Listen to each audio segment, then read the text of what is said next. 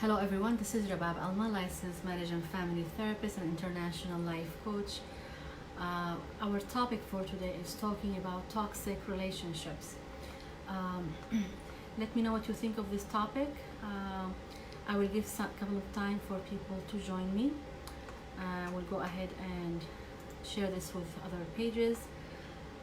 Again, this, as I mentioned every live, that these slides are meant for general info. They are not meant to replace any medical or professional or therapeutic help. So if you need therapy, if you need to see someone, not necessarily that you have diagnosable issue, it doesn't have to be. You can always call me or or contact a therapist and a counselor in your area, in your state or city. So let me go ahead and share these with my other pages. What do you think of, oh Romana, how are you? Thank you for joining. I'm here trying to share it with my other pages. What do you think of this topic? Someone requested from me some of my, so good to see you, oh so good to see you, or to converse with you.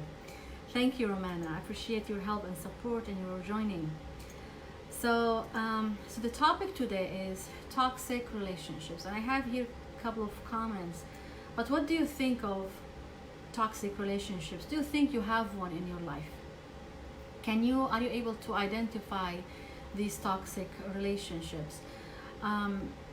Unfortunately, some of these relationships we can have control over. Alhamdulillah, alhamdulillah, you're doing well, Romana.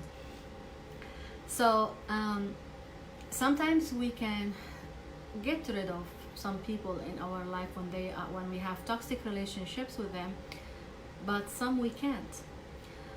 First of all, let's talk about some signs that we need to identify to figure out if we have a toxic relationship. So if we have someone in our life, whether it's a partner or a friend or acquaintance, whatever it is, and I have a lot of signs, I'm gonna mention a couple of them or some of them. So the person might be a person who all take, he doesn't give back, he or she doesn't give back. So there is no mutual relationship and no reciprocity. So you give way more than they give. So you always left, I'm not going to say always, you are often left with a sense of resentment, feeling drained. So every time you're around that person, you're drained. They drain you out, drain your energy, you drain you emotionally. You come back home or you get out of that encounter drained. You were planning to do 1, 2, 3, 4, and then you just change your mind because you can't just do anything. They sucked all your energy out of you. I have toxic people in my life, but alhamdulillah, they're not part of my life on daily basis. Alhamdulillah, that's perfect. So that's amazing. You must have done a good job on identifying this and fixing the situation for yourself, Romana. So there is a lack of trust. Even though those people ask you to please trust me, I'm trustworthy, but their actions are not really matching what they say, and you just can't trust them. There are certain things that you are seeing in their behaviors or the way you feel that's not allowing you to trust them. There is sometimes hostile atmosphere. There's always drama and anger going on. It's like there's always something. They're always maybe upset about something. And no occasion will pass by without some kind of drama, some kind of negativity. There is judgment. They're always judging the character, judging what's going on, judging you as a person. That's an issue. Persistent unreliability. So those people are unreliable. You cannot really trust them. If you ask them to do something or you request and they say yes, you come back and nothing's been done. or they will promise you to do something and they don't do it repeatedly. It's not like once in a while. It's repeatedly.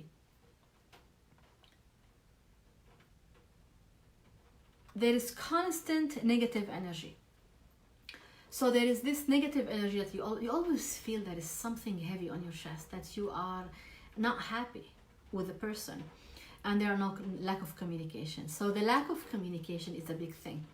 So the person, for instance, I can talk about myself, like way years back, someone did whatever, something really bad, and then when you want to talk to them and discuss with them what happened, well, this is the reason that I have, I'm not going to discuss it any further, and that's it. So the other person, or you in the relationship, feel that unheard, you're not validated, your emotions are not important. It's like you have to accept what I give you or leave it, take it or leave it. So a sense of, you don't feel that you are important. Your emotions are not important. They're not validated. It's like they're coming just to do whatever they feel. They give you lip service to just end that conflict. They want to shut you up, actually, at the end of the day. They just want you to, it just happened, I'm sorry, and you need to accept it and move on. So they don't give you really a chance to express how you feel. What was the impact of their actions on you, or your feelings, or whatever it is. They do not give you that chance, and either take it or leave it. Romana said, I've noticed toxic people tend to be very argumentative. Oh yeah, they can be, because they're gonna argue and argue and argue, and they will not let you actually express how you feel, and there is always a reason of why they did that or they did not do that, and they're always on the right side. So they are never wrong.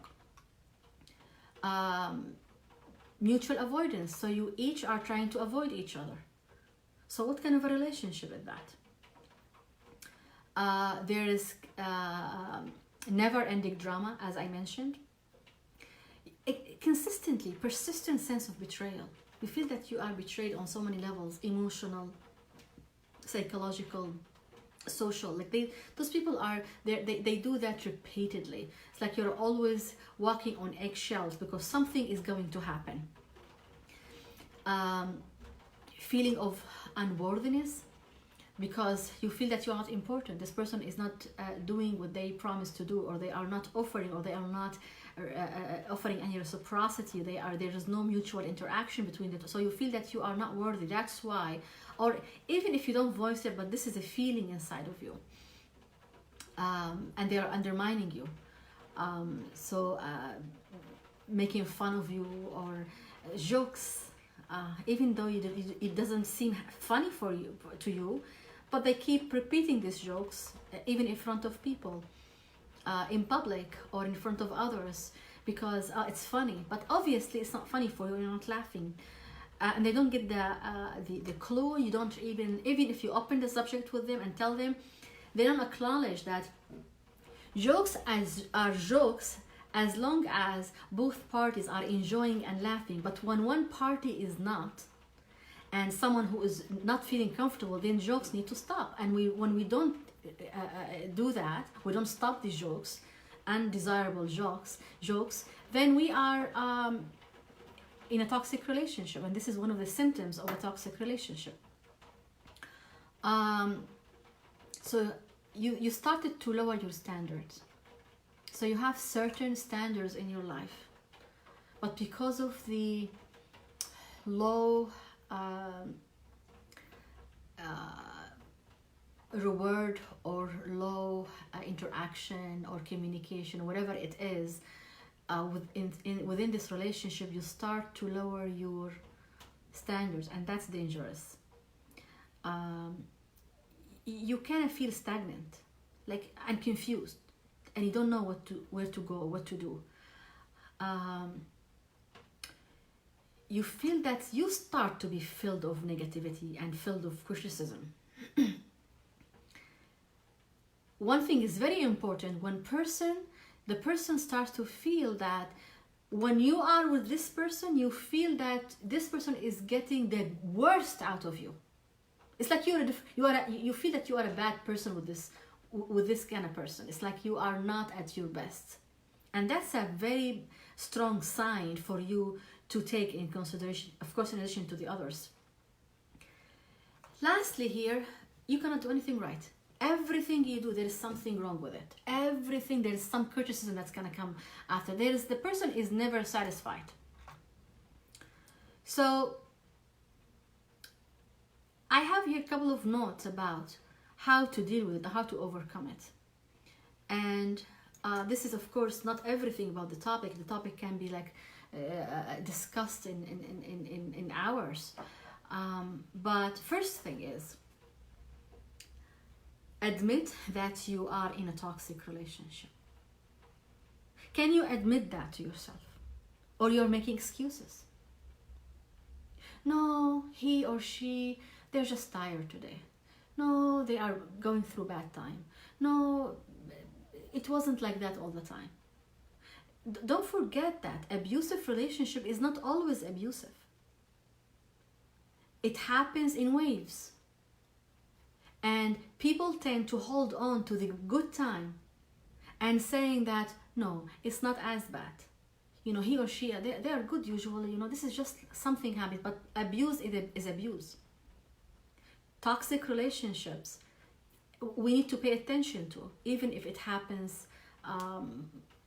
not constantly, not continuously, but we need to pay attention to that. So first we need to admit that this is a toxic relationship and we need to do something about it. Are you ready to say that or to admit that to yourself? Just accept that this is a toxic relationship. Once you accept and you diagnosed the relationship, then it's easier for you to start managing it. Second thing is, sometimes we doubt ourselves. So you might say to yourself, oh, but this is the best I can do. This is the best I can get. And that's not true. Because of this toxicity in the relationship, you lowered your standards and you started to believe that you don't deserve better. So you might, and you don't want to hear about it, so you might withdraw from people. You might withdraw from your loved ones, from your friends or your family, because you don't want to tell them or you don't want to hear from them if they point anything out. That's a sign. So you want to believe in yourself and work on yourself. No, you deserve better. There is no need for any person to lower their standards. You deserve the best and you want to stick to that. So the other two, before mentioning the other two methods of overcoming that. So if the toxic person is your partner, when you can separate, you can divorce. If it's a friend, you can just minimize the relationship or keep a distance, detach.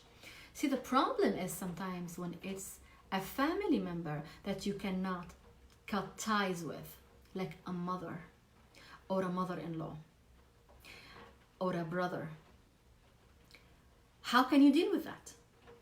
And in some communities, keeping family relationships or ties is extremely important.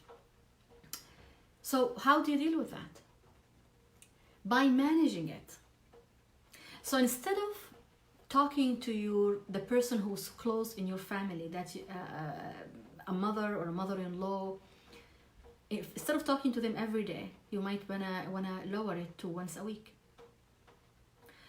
And instead of, if you are living with them, that's also even more challenging. So you might want to take breaks, getaways. You might want to set boundaries. So for instance, you don't include them in every single event if you can. If they call you every day, you might just want to switch it to text. You might explore other ideas if you can move out or separate the living arrangement, or I don't know if you can confront in some instances confrontation is good. In some instances, confrontation is not. So it depends on the situation. But you cannot just live like that. Live constantly and every day with these negative feelings, with toxic people. So you want to do something about it, depending on the situation you are living in. You might, some people have toxic mothers-in-law. So you might just move out, or maybe move into another house when there are two suites. When there's like two suites, but they are connected, so it's kind of separate. Explore that if this is an option. In a lot of religions, including Islam and Christianity or Judaism, we are encouraged to be good to our parents and to be good to our family, and that's a fact, yes. But that does not mean that we lose ourselves in the process. We deserve to have a life. We deserve to take control. We deserve to take to have a choice. It's never meant being good to your family, to your parents, or to your in-laws. It doesn't mean that you cannot live the life you want it. We need to deal with people with respect, yes, but also we need to respect our needs, our desires, and our vision, the vision we see for our life. And that's okay, because a lot of people, and I hear a lot of clients and people, don't even acknowledge that they have this right. And they allow the abuse to go for years. And that, of course, impact the person in their health, mental health, physical health. They start to complain, they start to have all of these symptoms. It's because those emotions were never dealt with. If you feel drained around someone, you need to come up with an idea, with a plan to decrease this level of drainage that you feel every day or every now and then. Try to figure out how. So I have, so there's another also 2 points here. Detox. So if it's a friend or a partner, don't try to be a friend with them. If it's an ex-partner, bye. They are gone. Because they're gonna keep sucking your energy out, and they're gonna keep telling you that you are at fault. It's not a good idea to keep friendship with such people. Friends, if you have a friend who's toxic and it's not healthy for you, you just cut the relationship. Because first and foremost, we are responsible for our own mental health and well-being. And no one is going to do it on our behalf.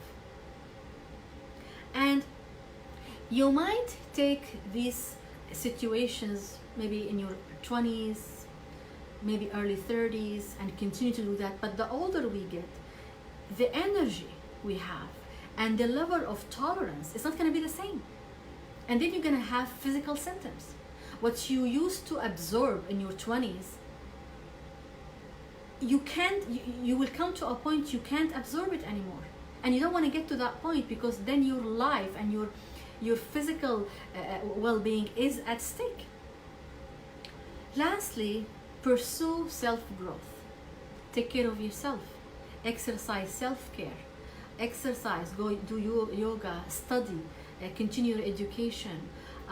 Take time to walk out in the woods. Go to the beach if you can. Marwa, so you suggest to minimize contact with people even if they are our family? Yes, I do suggest that. I strongly suggest that, Marwa. Even if they are our family member. I know for instance, in some religions, we cannot cut ties with our family members. Yes, I know. But it does not mean that we cannot minimize it. Yes, you can. You don't have to have a phone call every single day with that person. You don't have to have a phone call every single week even. If they call, you can simply respond with a text.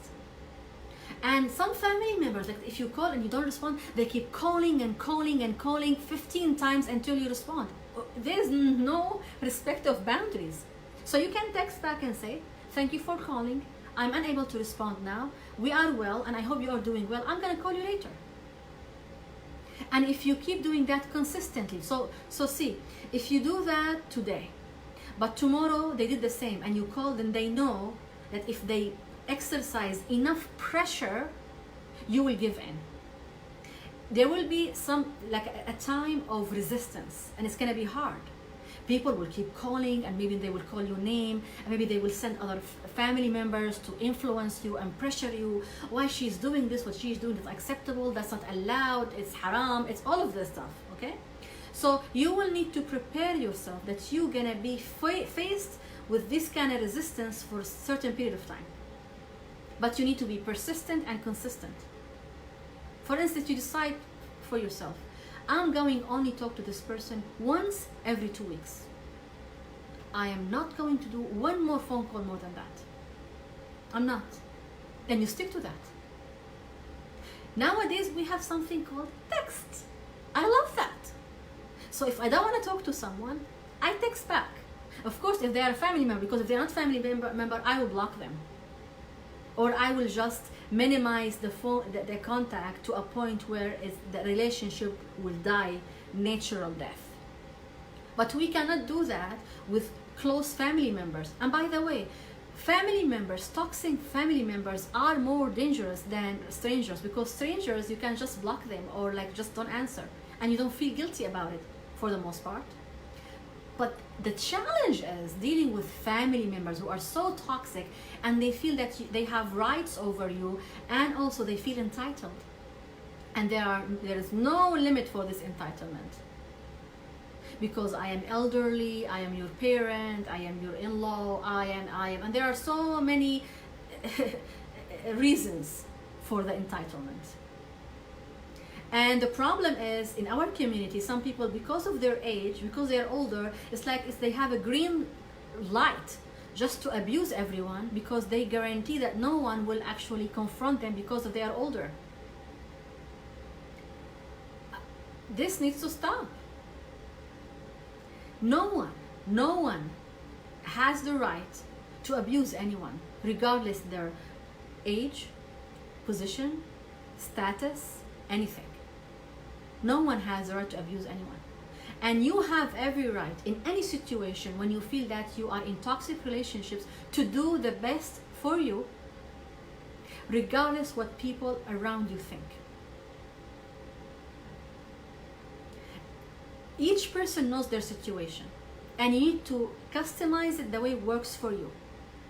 I mean, I am talking in a general sense. But you need to come to terms with the idea that I am not going to feel guilty about setting boundaries with toxic family members. Simple. I am not going to act helpless. I am not going to stay quiet. I am not going to continuously take these negative feelings in and get sick after that. Because when you take these negative feelings in and you don't express it, or you feel helpless, you will get sick the next day or maybe next week. You will get cold. That's fine. But if you accumulate that, then you're going to start to have more serious physical symptoms. Like all these autoimmune issues, all of these thyroid issues, all of these pains and joints, of course it's because of diet and other stuff, but stress. When you hear doctors or when you read articles, always they put stress as a reason for the illness. Cancer, stress is the main reason. So let's ask this question. Am I ready to get sick and get cancer, God forbid, because someone is stressing me out? Absolutely not.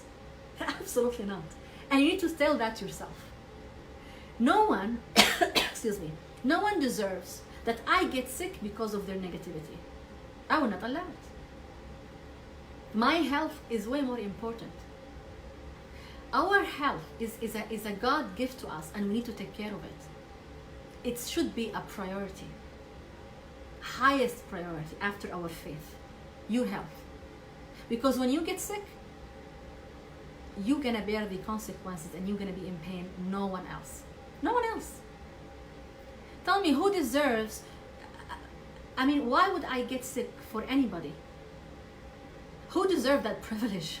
No one. No one.